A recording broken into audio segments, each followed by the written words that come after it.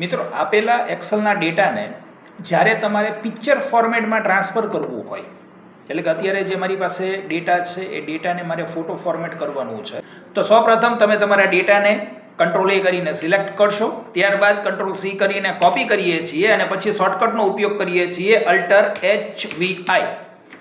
તો આ રીતે તમે તમારા ડોક્યુમેન્ટમાં જે ડેટા લખેલો હતો તે ડેટાને તમે પિક્ચર ફોર્મેટમાં ટ્રાન્સફર કરી શકો છો.